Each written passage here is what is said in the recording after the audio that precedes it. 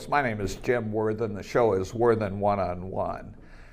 This is a special show because it's a special candidate. You know, I have local people all the time. Very seldom do people travel more than, 50 miles to be on my show. But this gentleman is a statewide candidate who probably travels 800 miles up and down the state of California. So we're doing a special show. I can't give you the times on Channel 17, but as you know, that's only one platform. The other platforms are Facebook, Mike Nicholson, or you go to TV Santa Barbara, search Worthen, search on demand, and then you go all the way to the bottom of the list. Now they say that's because my name Worthen. I think it's just because they want to make it harder. These people, always are picking on me. So you find Worthen One-on-One there, and you'll find this show and others. Go to YouTube, search Worthen One-on-One, and we're there. So you have these other platforms. That's more important today than at any time because it's the internet, it's all over the world, but that means anywhere in California someone can see this show. So you see it, you say, hey, I want my uncle in Eureka to see it.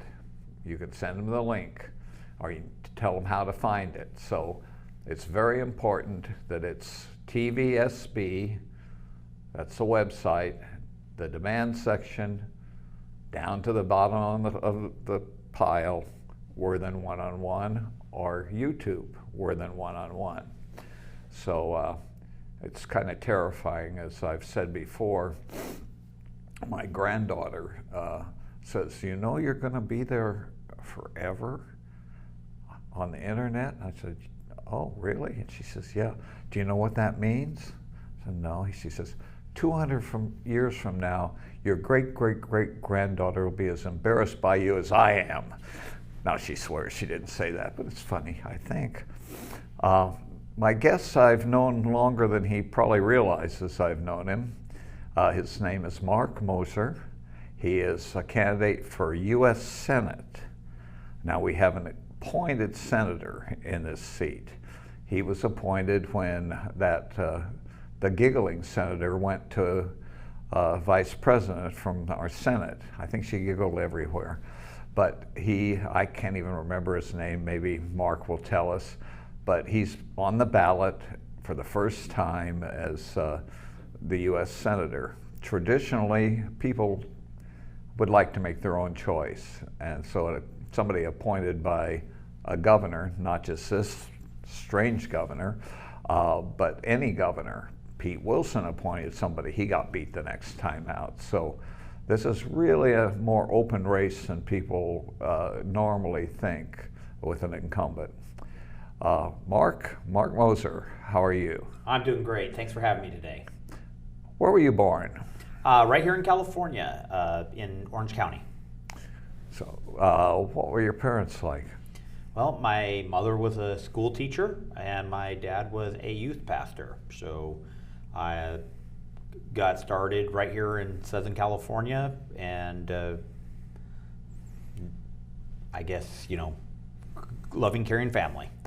Wonderful. I find with my guests that maybe it's the people I pick, but all of them have a great respect for their parents.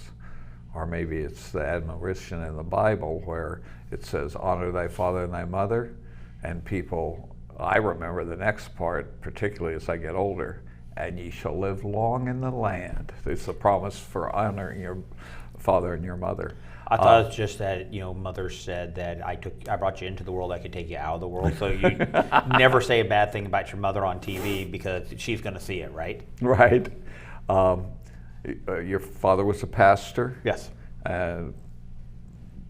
What was that his life's career, or? It was his career until I was about 14 years old, and then we went into the business when we opened up a series of pizza restaurants. What kind of restaurants? Pizza restaurants. Okay, I just lost a bunch of money in a pizza restaurant. The problem is with pizza is there's, it's one of the cheapest foods to feed a family, but at the same time, the margins are not quite where everybody thinks they are. And they have more competition than McDonald's even. You want Chicago? Do you want deep dish? Do you New York style? You know, there's a lot of variety when it comes to pizza. Now, where were you living when you opened the pizza restaurants? When I turned 14, my dad wanted to go back to his hometown, which was Boise, Idaho. So he moved the family there and opened up the first pizza restaurant. And over the course of several years, we opened up many of them, many more. Okay, you're born in this loving family, and where'd you go to school? I did private schools for a long time, and then when we moved to Idaho, my mom just started teaching us at home, partially because we had the pizza restaurant, and you had very unusual hours of when you could do school. You know, you had to go deliver pizza before you had your driver's license, I'll bet. I wasn't driving before driver's license. Don't worry about that. Idaho can be accused of being backwards, but we're not that backwards. And siblings? I have 2 younger brothers and 2 younger sisters. So you're the old man of the family. I'm the big boss. What are they doing? Anything that you'd like to tell us about their careers or life? Quite varied there. You know, everybody's a little bit different. So, no serial killers, so. Not that I've been aware of, and I'm the attorney in the family, so I think I'd be the first to know. So you're in Idaho, being what we'd call today homeschooled. Yeah. And what did you do after that? Well, graduated and basically went full-time into the family business, managing the stores and opening up my own store. And by the time I got to 25, it was like I really had a desire to, law and order, justice. I loved the Constitution, I loved politics, so I went in, and while doing the family business, I went to law school and was doing law school at the same time. Were your parents political, or were they just people who didn't like what was happening to small businesses? No, I could not point to anything in my parents and how they respond to politics, why I had a love for politics. I just one of those things that some people call it a calling. It's just, that's where you just know that that's where you are. So you went to law school, and you still doing the pizza business, or? I got out of the pizza business partway through law school.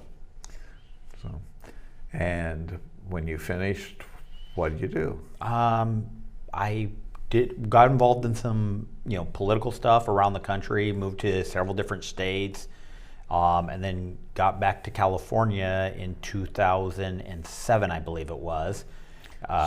So your law practice, you say you did some political things?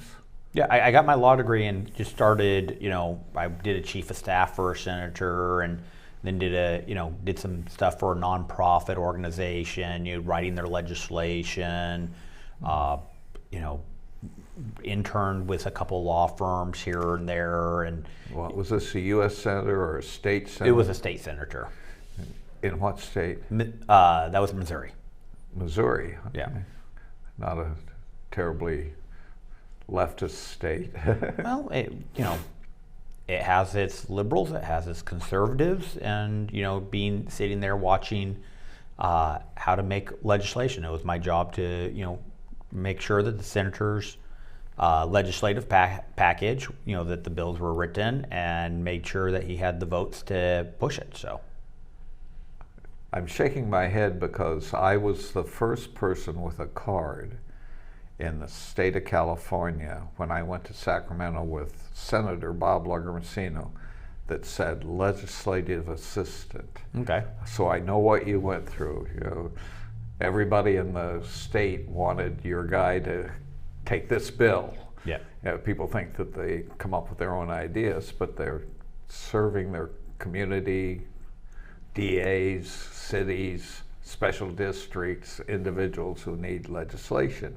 And so you took that and helped turn it into a bill. Yeah, and they had, just like every state has a group of attorneys that basically write the bills for the legislatures. I actually, as a lawyer who actually had practiced law and had written legislation, all that kind of stuff, I actually would write a lot of his legislation and had my own creative ideas and, okay, how about we do this? And, thought outside the box. Yes, they were there for us when we needed them, but I often felt like I didn't necessarily need them to do my job.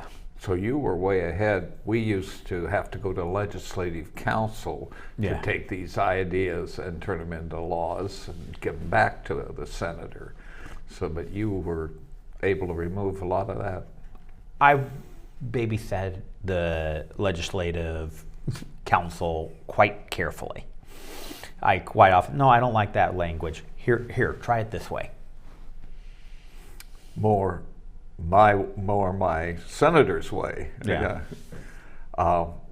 So how long did you do that? A couple legislative sessions. Now, were they annual or semi-annual? Oh, they were a part-time legislature. Yeah. So you're in Missouri. You've learned the process in government. I wouldn't say that because back when I was in high school, I was a Senate page in Idaho, so I had that experience. I had, as a high schooler, had lobbied legislation. As a business person, I had, sent more than my fair share of letters to my representatives about what I thought about, or even showed up in lobby bills, and I, drafted legislation from time to time. So I wasn't, by the time I got to where I was a chief of staff, it wasn't necessarily trying to learn the ropes. It was just trying to learn the people in power and, how to make sure the legislate, my boss's legislative agenda was moved through. We had you in Idaho and Missouri, and there's a whole lot of states in there. Name. I was born in California, spent some time in Hawaii, in Oregon, in Washington, in Idaho, in Florida, in Virginia, in Missouri, in Colorado, but I spent most of my life here in California. What were you doing in all those states? My dad moved around a little bit as a pastor, and my doing some political jobs from here to there, but got back to California in 2007. Didn't go away after 2007? Nope, I've been here. I mean, I've done a few political stuff where I've left the state, but my driver's license and everything always stayed in California. Yeah, I may be gone for 3 or 4 months for a project or something. So, were you in private practice here, or when I came back here in 2007? When I came back here in 2007, there was a law firm in San Francisco that had a trial, and I came in and basically sat second chair in that trial, and it was a very complex trial that I basically got the head attorney and ran the trial for him, so to speak. Did all the discovery and figured what all the evidence would be. And when we got done with that, I did a few projects for him for a couple more months, and then I opened up my own practice. Do you want to tell us what that complex trial was about? We have time. It was a priest abuse case. A what? A priest abuse case. Priest abuse case. Okay, that would have been early on in the expose of the priest abuse. That had been going on for a couple years, but I think the jury decision started coming out in about 2005, if I'm remembering right. So, and they've been coming out for quite a few years after. So it was in the middle of the process there. You weren't defending the church. I was not in that case. Yeah.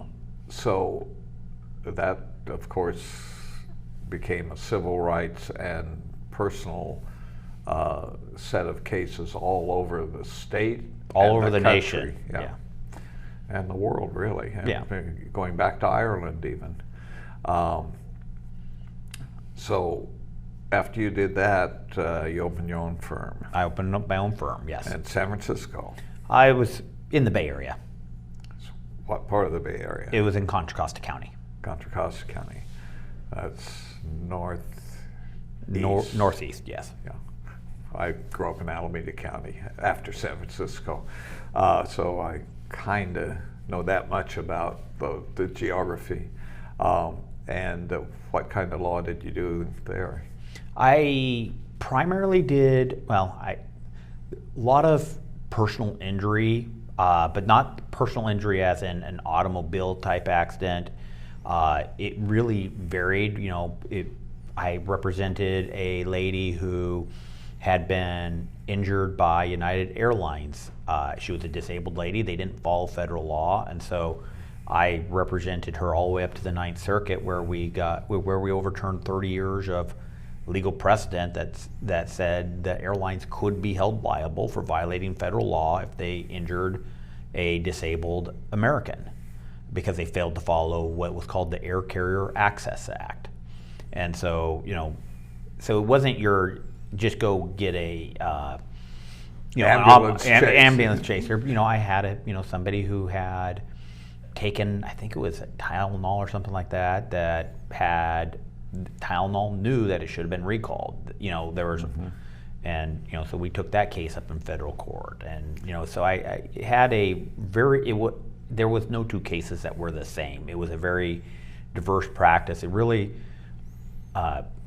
people who were going up against very, very, very big corporations who had been injured and couldn't afford an attorney. I took these impossible type cases and gave them representation. You're breaking the mold of being a moderate constitutionalist Republican by telling us about these cases that you won in the 9th District. Now, was it overturned? No. Well, wait, most of the 9th District of those days got overturned.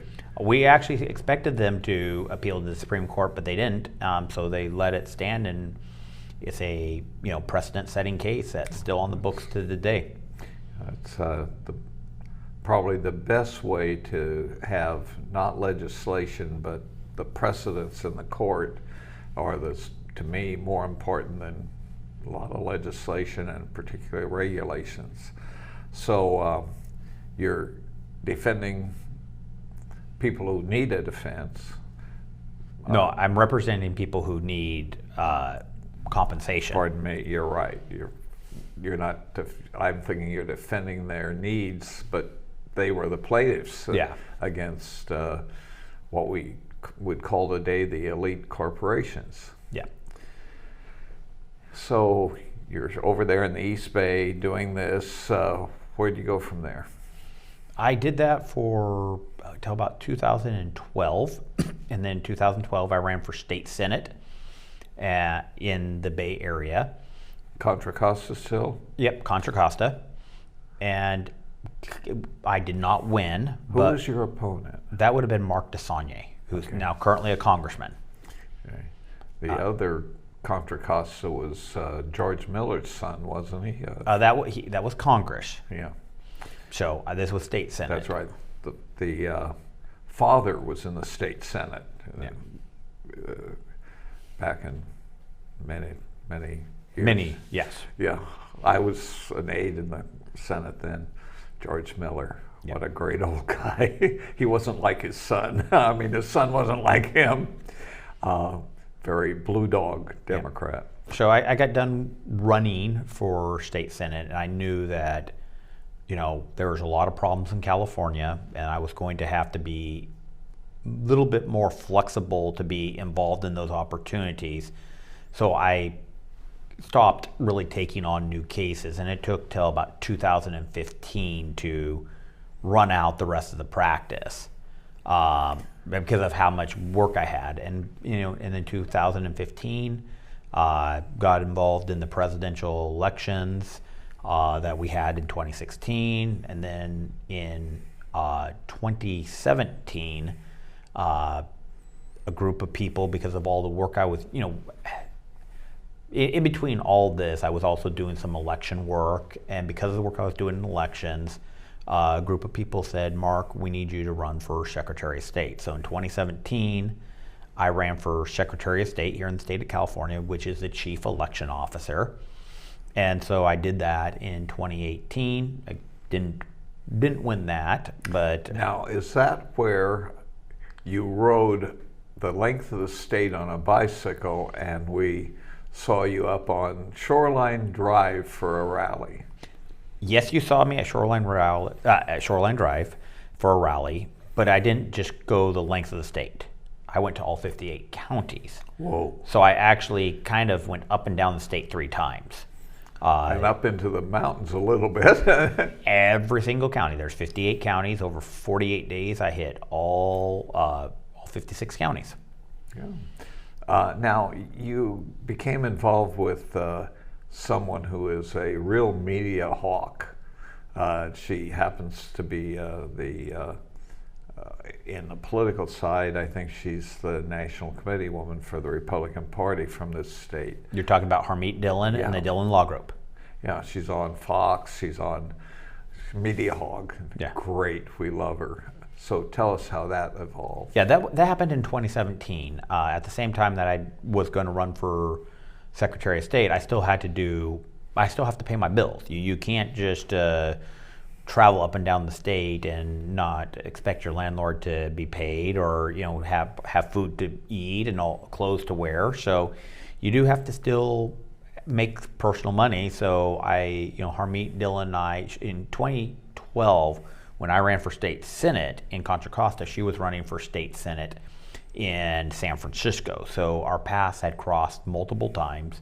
We knew who each other were, and when I was running for Secretary of State, she offered me a job with her firm, and I'm a senior attorney at the Dillon Law Group, where I do election law, constitutional law, and political law issues. Now, I may be mistaken. It may be Hermie and her firm, or maybe you in her firm. Multiple appearances with cases at the U.S. Supreme Court. Tell us about. Fill me in. Okay. Well, over the last couple years, because of COVID, our firm, which is, when I talk about cases that our firm does, that means I was a part of the case. But Harmeet and I sued Gavin Newsom 22 times over COVID mandates. We also sued Joe. Wait. Over COVID mandates. Yeah. To describe, we all hear these mandates, but Yeah. unless they hit us, we don't really know what they were doing. We had several cases regarding him shutting down churches. We had multiple cases regarding him shutting down businesses. We had a couple cases regarding the schools. We have a couple cases regarding shutting down the beaches. I have a case regarding him shutting down the state capitol from First Amendment activities to peaceably assemble and petition your government. So there were 22 cases, but they all kind of fit in those 5 categories of different things that he was doing. I mean, we represented a high school senior who wasn't going to get to do their graduation. We represented a parent who had a disabled child, and because the child was living in a group home, they weren't able to see their child in the group home for months because of all the regulations that were being put on by the state and the mandates. So a lot of very sad stories. And we sued Gavin Newsom 22 times. We also sued Joe Biden over the OSHA vaccine mandate. We were involved in lawsuits against other governors, like in Hawaii, a couple lawsuits that we filed there. New Jersey, I can't even remember all the cases. In total, I believe I was involved in over 30 lawsuits regarding COVID in the nation. That I lost track of time after a while. So there weren't public presentations to the Supreme Court during that era? 4 of those cases went to the Supreme Court. 3 of them were decided with no argument. One of them was, and the courts picked the attorneys that were going to argue, and our firm wasn't there was like over 70 attorneys that had filed cases on the OSHA vaccine mandate, and they had picked like 2 attorneys to actually, I think it was like 3 attorneys that they asked to argue these issues. We weren't one of those 3, but we had provided plenty of medical testimony that the court had available when it was making its decisions. For the audience, you probably are an expert to tell them, how does a case get to the Supreme Court? Just because I know I'm right and my attorney knows I'm right and the state courts say you're not right, what does it take for the Supreme Court to accept of, I guess, 1,000 or so cases a year down to less than 50? How does that happen? Well, there's 2 different ways a case can get to the Supreme Court. The most common is through the federal courts. So that would mean you sue in federal district court, it gets appealed to the circuit court. You have an automatic right to appeal to the circuit court, but then the Supreme Court only picks, it's about 100 cases, 80 to 100 cases every year that they're going to actually listen to. And they tend to pick cases that there's differing opinions on. One circuit may have ruled one way, another circuit ruled another way. And so from that perspective, they usually look for a division between the circuits. Yeah, so The other way it can come through is through the state court system. So your local court in your county, then it would go to the Court of Appeals. Again, you have a right to automatically appeal to the Court of Appeals. Then you could appeal that to the Supreme Court, and the California Supreme Court has, discretion, just like the United States Supreme Court. They don't pick every case. But then if after you've appealed to this California Supreme Court, then those cases could be appealed to the United States Supreme Court. Now, all the cases that that I was talking about here, all those went through the federal court. We did have a couple cases that went into the state court system, but we didn't run those cases all the way to the Supreme Court. Because a lot of our cases that we filed against Gavin Newsom, I mean, the vast majority of them, he would shut down the beaches. We sued, and then a couple days later, he's opening up the beaches, so there's no need to really continue to run the case through. Or, okay, he shut down barbers and beauticians, and we sued, and then a few weeks later, he decides, well, we're going to let barbers and beauticians reopen. So there's a lot of the cases, it costs millions of dollars to run a case to the Supreme Court. I mean, there's just a lot of attorney time that has to be spent, a lot of expert testimony that you have to put together. And so as such, if the current problem was not there, there were some cases that we continued to push, like he couldn't shut down the state capitol. That's a case that we are continuing to push to this day. How did he shut down the Capitol? Just not let people Well, in? he basically put gates up and denied every permit, and so you couldn't, if you don't have a permit, and you try to hold a rally on the Capitol, the police come and break it up. I can't imagine that. My biggest problem was, do I take the elevator, or is for my health, do I walk up 6 stories? It was open. The governor's office was right there. No, it was completely shut down. You couldn't walk into the Capitol, and for a period of time there, they actually fenced off the Capitol. Jeez. In what you described in the case law and the stages, starting with the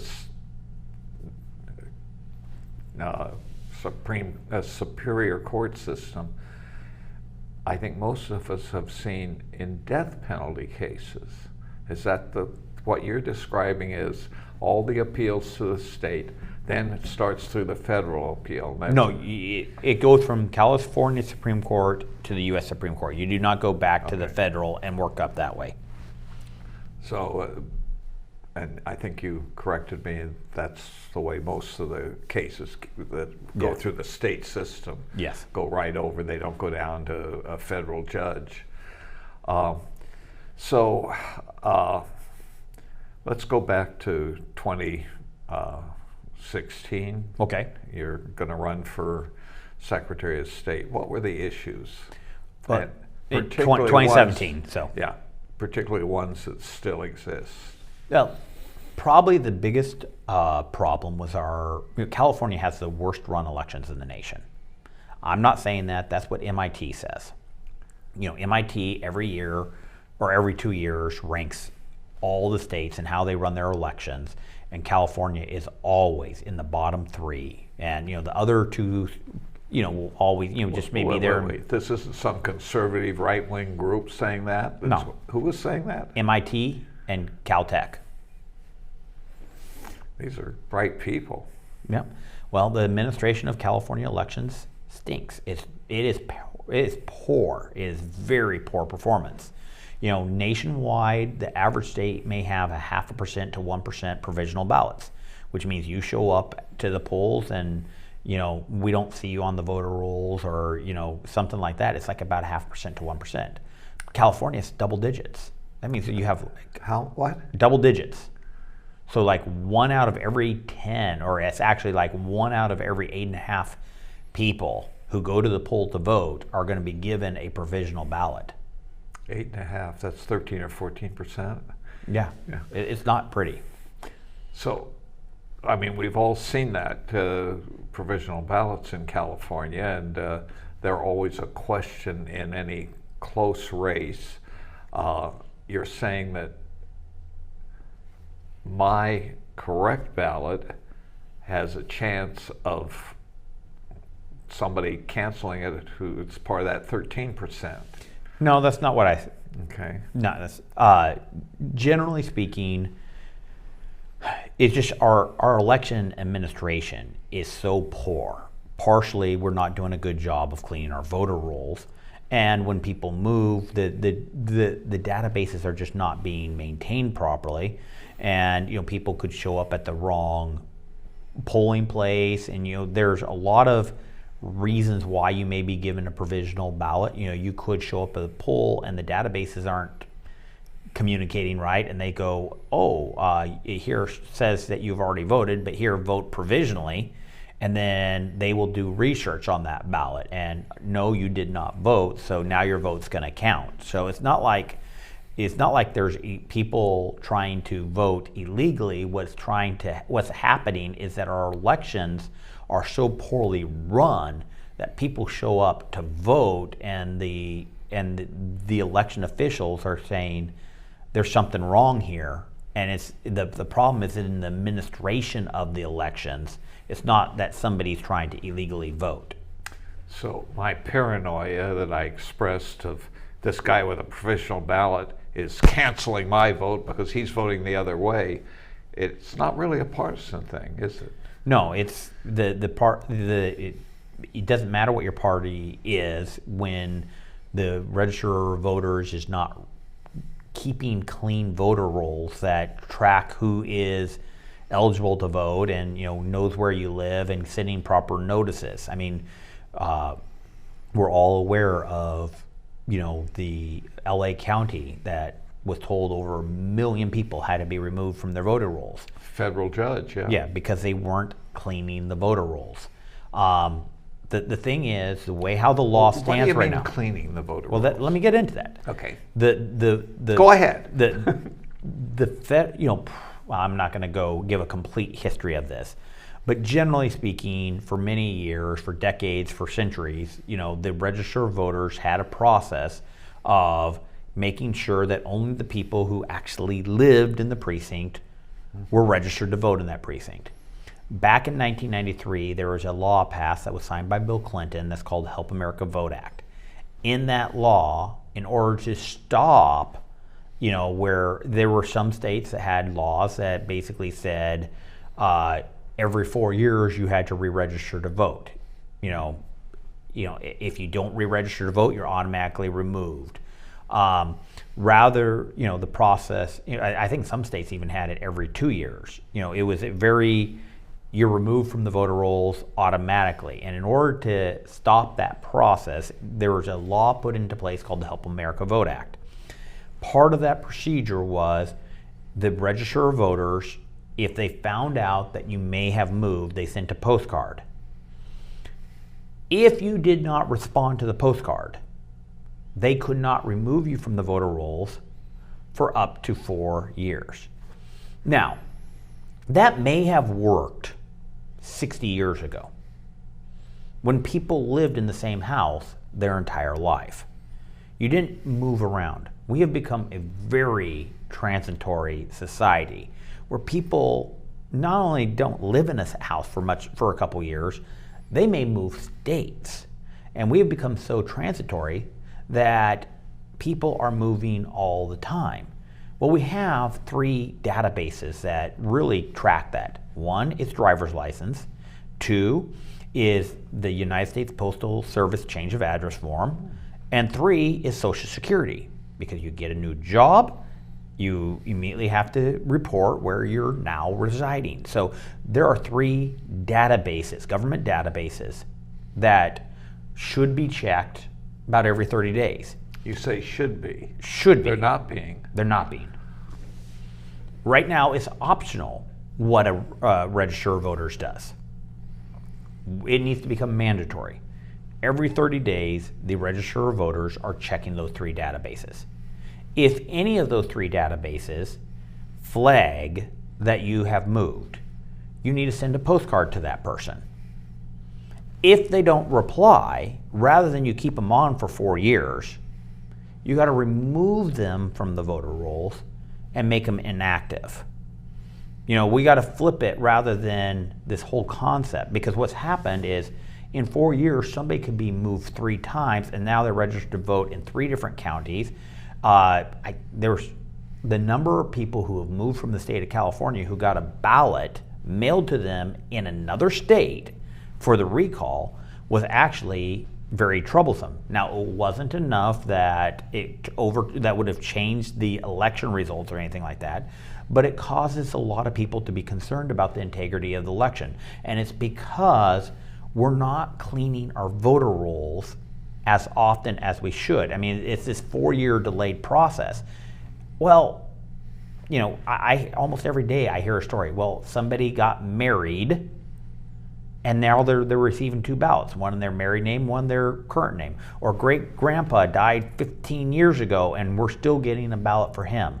If we're checking against Social Security, driver's license, you know, and USPS, we would have enough data that we could clean the voter rolls and it would bring a lot more integrity. Wouldn't even need death certificates.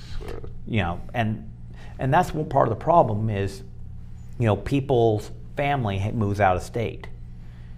Grandpa may have lived in California for 96 years, but the last 3 months of his life he moves to Arizona.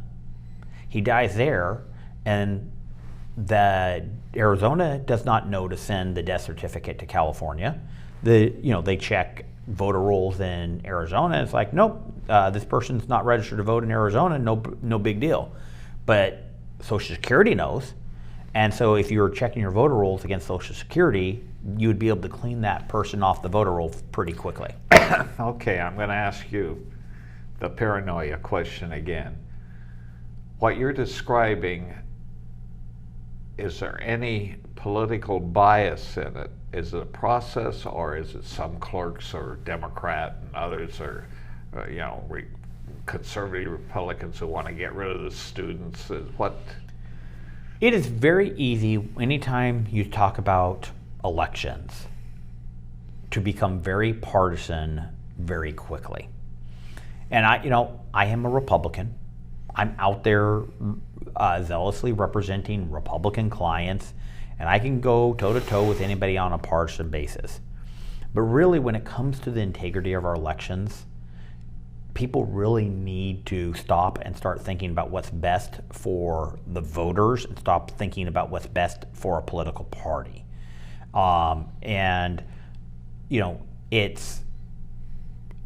gotta start using common sense. When Google knows when to put an ad on your screen for toilet paper because you need to buy toilet paper again.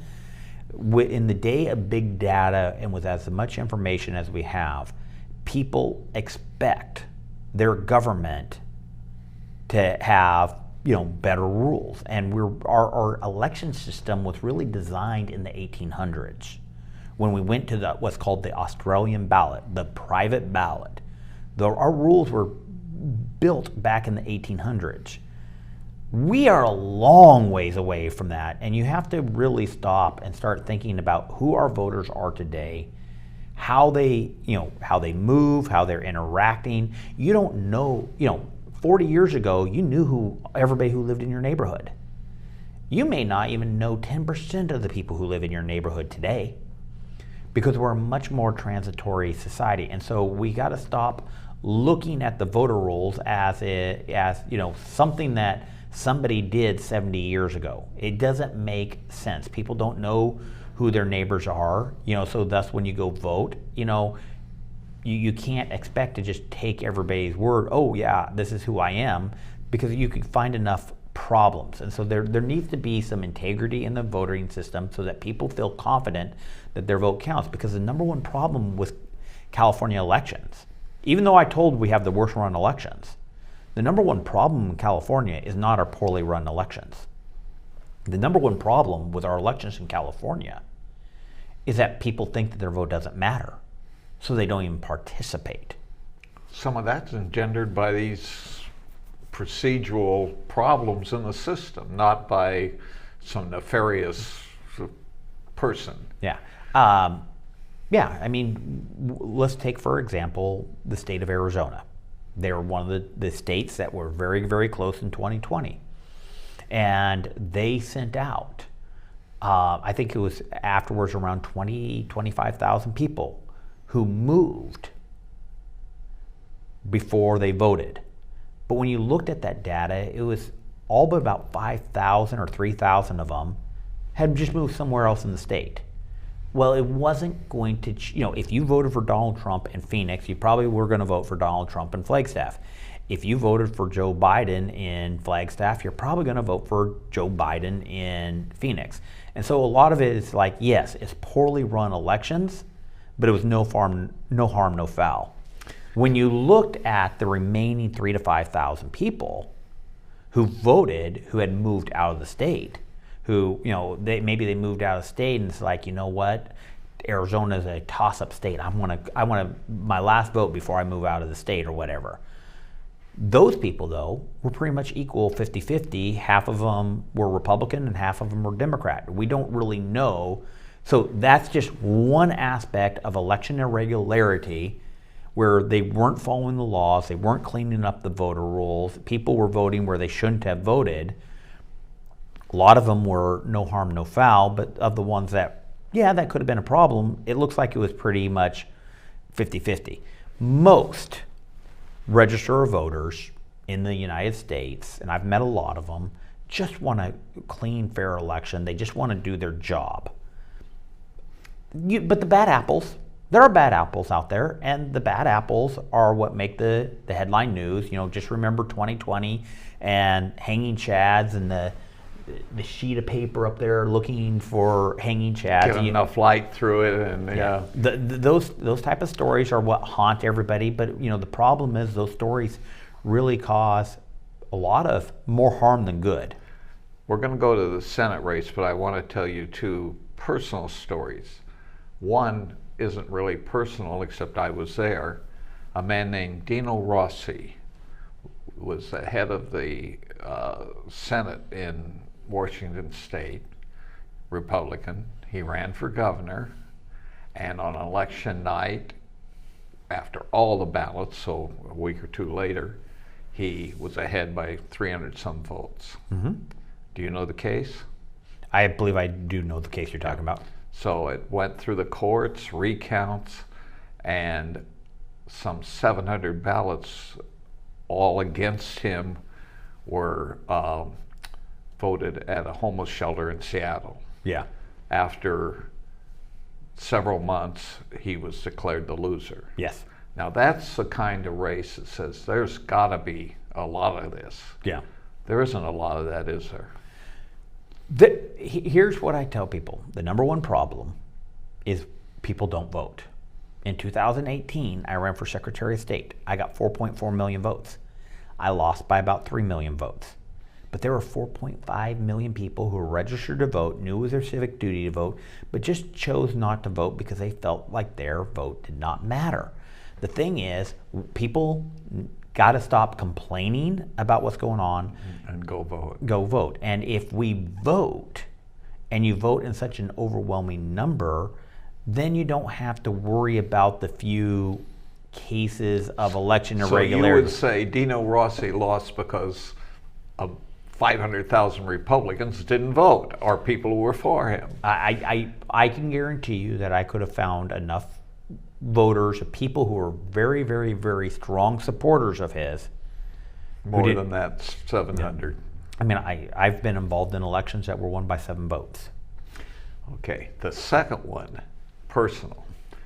When I moved up to Seattle, I was a businessman moving around. I decided that's my residence about 12 years, 14 years ago. Lived with my daughter and son-in-law. Spent a third of my time there, a third of my time in other states, and a third of my time here. So let's be fair, there's no income tax there, state income tax. Registered to vote. Dino Rossi, the man we were just talking about, our state senator, lives 7 houses from us, so I was involved. 2 years ago, my daughter called me and she says, "Dad, we're still getting your ballot. What do I do with it?" I said, "You haven't been voting it, have you?" She says, "No, we would never do that. Republicans don't do that." And I said, "You return it and say no longer that address." And then I went into our local county clerk and said, "How can this happen?" He says, "Because there's no interface between Washington and California." Yes. 12 years I was getting ballots and wasn't there. And Never voted. And the solution is, as I said, that we need to make constant, checking of the databases every 30 days. If it would have showed up in one of those 3 databases that you no longer lived at that address. So now you're running for Senate. Is this something that should the federal government pass a law not doing it, but telling states they need to do this? Yeah, I mean, they were the ones who passed the law that set forth this procedure that's clearly not working and clearly doesn't address today's transient society. And so it's up to the federal government to rewrite the Help America Vote Act to... What? Help America Vote Act. Was that the Clinton bill? That was the Clinton bill. And you say rewrite it, amend it, correct the errors. Yeah. That's what we should do with everything in life after a few years. There should be a sunset and you have to redo it. Yeah, well, this is one that really needs to be redone. So that would be something you as our senator would like to focus on. It's something that I have a little bit of experience on. I think people would expect me to be involved in the process of drafting a better bill. Maybe even a lead author. Probably would be. Now, let's talk about the president incumbent and you. What other things do you see in what the president appointed senator for the last year is doing that you would not do or would undo? Well, right now, Padilla is just a rubber stamp for the Biden administration. They are spending money that we don't have. They're spending money at a rate that would cause a drunken sailor to blush. They're spending money and it's causing inflation to go through the roof. Wait, it's not Putin that's causing inflation? Who's causing it? We already had over 7% inflation before Putin ever attacked Ukraine. The problem with our inflation right now is because Joe Biden took our nation off the being energy independent, and their policies of just trying to shut down drilling, trying to force everybody to go electric, while at the same time they're trying to tear down dams. I mean, their whole energy policy is backwards, and in between that and the spending that they are doing, there's no relationship to what they're spending to what the government is taking in. I mean, right now we're looking at Biden has put forth his budget.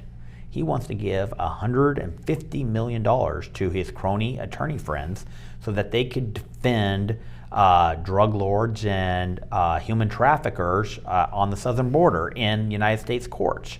I mean, there's when you just start looking at all the pet projects that are in the budget, it's very clear that they don't have Americans' best interests, and they're just spending money at a rate. And when you spend more money than you take in, you actually create this, I don't know the best term, but basically it's a cycle that's never ends, and just inflation is going faster and faster and faster and faster. And the more they spend, the faster they spend, the quicker people are losing their discretionary income. If you go to the gas station pump and talk to an officer and say you've been stolen, and he's going to say who, and you're going to say pump number 9. Now, talking about inflation, if the Federal Reserve in New York is right, it's going to be at the 7-8% level for 4 years. What does that do to our dollar? What's going to be worth in 4 years? That's a very good question of what the dollar is going to be like, and how things transact internationally. But I can tell you what that does to the mom and pop. If you own a small business, it may be harder for you to raise your rates. People have set rates, and they may not get their 6%, or if they're lucky, they might only get a 3% raise or something at the end of the year. But prices are up 7% now. It's really, really difficult. There's a lag in what happens there, and I mean, I'm talking to business owners every day. I mean, I just talked to one business owner that just absolutely, she's wondering if she's going to have to shut down her entire business, lay off over 100 employees, because people are not buying her product like they were 2 years ago, 3 years ago, 4 years ago. And she has this massive warehouse facility, hires hundreds of employees, but because they're not selling as much stuff, it's very difficult for them to make ends meet right now. And so this inflation, as people have less discretionary income, maybe they're less likely to go to a restaurant and eat out. So now they're gonna, now that's a bunch of waiters who have less tips for their budget. And so it is a cycle that is very dangerous and hurts a lot of people. I mean, the people who I'm talking to every single day that has a direct impact on their lives is very, there's real consequences to this inflation. The striking thing about what you're saying is that much of this has been caused by the Biden administration's bills, both passed and available, that are pumping more money into our system. And how is, again, our local senator involved in that? Well, the U.S. Senate, your United States senator is who, the budget goes through your Congress and your U.S. Senate, and then it's actually signed by the president. So when you have a 50-50 Senate, and Kamala Harris is breaking all the ties, he is directly, every bill that he votes on to say, the infrastructure bill. I actually looked at every single page of the infrastructure bill. I doubt he did, but I looked at every single page of the infrastructure bill. The vast majority of what I saw in there was not for infrastructure, as you and I would talk about. Not highways and it was for airports. One of my favorites was a study to figure out why we only had 6% of our truckers were female. A study that was in the infrastructure bill was, why is only 6% of truckers female? And so that was some kickback to some lobbyist group that, they made this massive amount of money so that, got this massive government contract to go study that. It really wasn't about female drivers. It was about getting a study Yeah. of something we already knew. We're down to our last 3 minutes. Mike, make sure the contact information comes up. Tell the people what they can do to be involved and how they can help you. Guys, my name's Mark Meuser, and I'm running for the United States Senate. Over the last couple years, I have sued Gavin Newsom over 22 times. I have sued Joe Biden, protecting your constitutional rights. The thing is, we live in a republic, and in a republic, your duly elected representatives are the ones who are supposed to pass the laws that govern you, not unelected bureaucrats. And the problem is, your United States Constitution guarantees to you a Republican form of government. That should be my first argument that I make in every court, that you are entitled to, these mandates should have no enforcement of law. Unfortunately, the courts have said that that is a non-judiciable issue. Your constitutional guarantee that only laws are passed by your duly elected representatives, courts have said we're not going to deal with it. And that's why I'm taking my fight for your constitutional rights from the courthouse to the U.S. Capitol. I'd encourage you to go to markmeuser.com to volunteer. You can also make a contribution there. You can sign up for my newsletter. I am on Facebook. I am on Twitter. I am on Instagram, and I'm even on Truth Social. So there's plenty of content that I produce where you can follow my campaign for United States Senate. The most interesting thing is that, if you looked at my list of donors, you're not going to see big tech, you're not going to see big business, you're not going to see big pharma. My campaign is basically being funded by we the people. Over 4,000 people have made contributions to my campaign of an amount under $200 and that's the way I want it. When I go to DC, I want to represent we the people. I don't want to be beholden to the lobbyists and the special interests. Lobbyists and special interests have plenty of people representing their interests, but what California needs is somebody who goes there to represent we the people. You know when I knew you were a true constitutional studier and conservative? It's when you said Senate and Congress. Most people don't realize that Congress isn't both houses. Constitutionally, it's two separate ones. Yes, it is. And that was another signal. Mark, thank you so much. Good luck in your campaign, and I hope to see you again, maybe in October, telling him how close you're getting to beating him. Let's see if we can make it happen. Thank you. Thank you.